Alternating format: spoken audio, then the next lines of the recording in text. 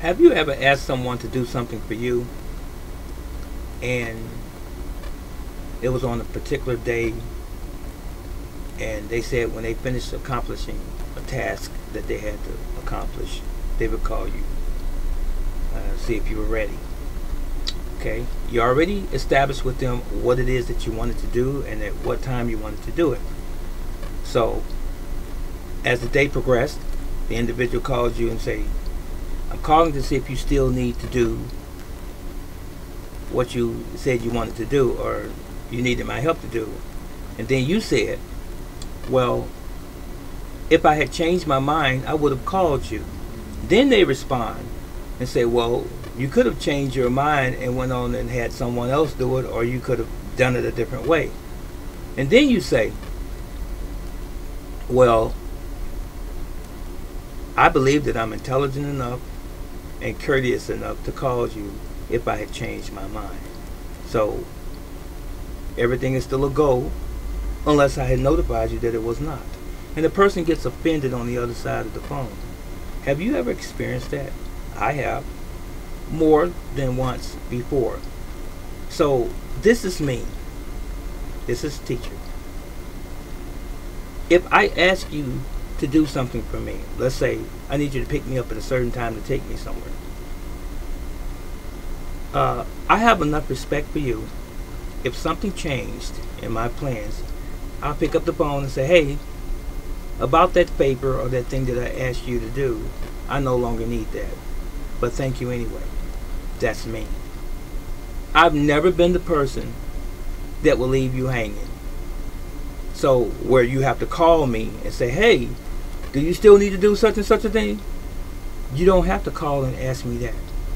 It's still a go unless I change it. So why would a person even inquire to begin with unless they've been burned by someone, or maybe they've burned someone, if you will, to use that expression.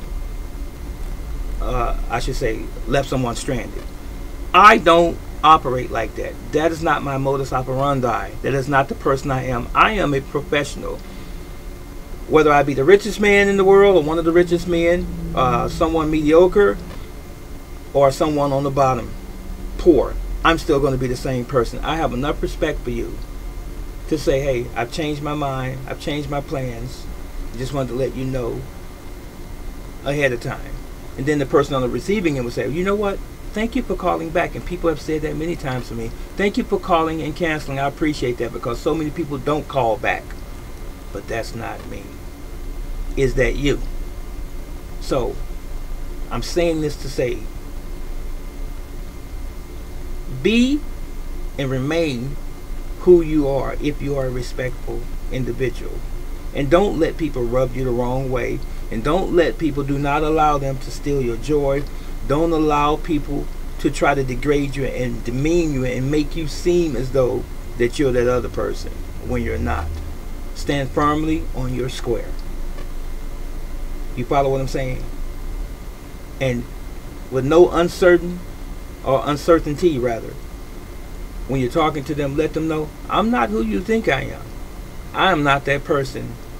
Can you give me a little bit more respect and a little bit more credit for being a man, of being someone who has some ethics about themselves? That's just really it, and that's all. So if you've experienced someone like this, please weigh in. This little simple subject in the bottom comment section. Let me know if you are this person who will not call the pizza place and say, well, I ordered the pizza 10 minutes ago, I want to cancel the order. Or have you ever had a doctor's appointment that you made and then you figured, I can't make the doctor's appointment, and you called back in and say, excuse me, I would like to cancel my doctor's appointment. Then you know these people have many other prospects, customers, or clients, patients. So why would you just not contact someone? That's not fair. Sometimes people just think it's okay to do that, but it's not. Same thing is true before I leave. When you make your children a promise, stop making promises. Just keep your word. It don't have to be a promise. Why does it have to be, I promise I'll take you to the park. I promise I'll take you swimming. I promise I'll take you to the movies or to eat something. I promise I'll do that. Why do you even have to promise in the first place? Just simply keep your word. It's really that simple.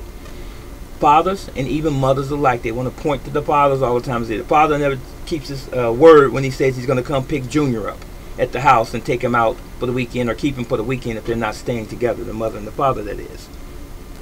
Just simply tell the truth in the beginning. If you can't do it, say you can't do it and leave it at that. And you'll find out that you are respected more for being honest. That's it. And that's all.